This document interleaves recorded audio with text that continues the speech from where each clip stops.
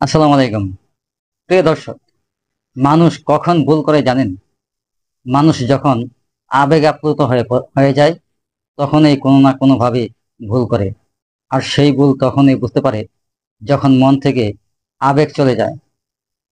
ঠিক তেমনি ভাবে বাংলাদেশের মানুষ তথা ছাত্র জনতা এমন একটা ভুল করেছে, যার মাসুল দিতে হচ্ছে দেশের সকল শ্রেণীর মানুষকে। 2024-এর 5ই আগস্টে ছাত্র জনতা আন্দোলন করে শেখ হাসিনার পতন ঘটায়। বাংলাদেশ থেকে ভারতের দিল্লিতে আশ্রয় নেয়।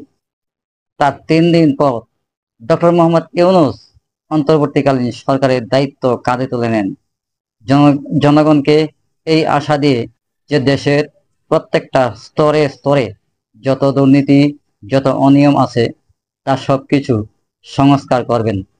কিন্তু আমরা সাধারণ মানুষ সংস্কারের কোনো নাম গন্ধও পাচ্ছি না, বরং তার উল্টো হয়ে গেছে।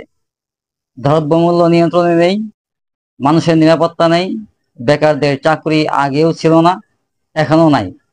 বেকার বেকারই রয়ে গেছে। প্রিয় দর্শক, আমার কথাগুলো অনেকের কাছেই ভালো লাগবে না, জানি। এরপরও বিবেকের তাড়নায় বলতে হলো। দর্শক, আমি তো আমার বিবেকের কথাগুলো বলেছি। এবার আপনার পালা।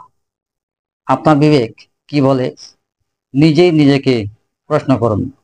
ধন্যবাদ সবাইকে। সবাই ভালো থাকবেন।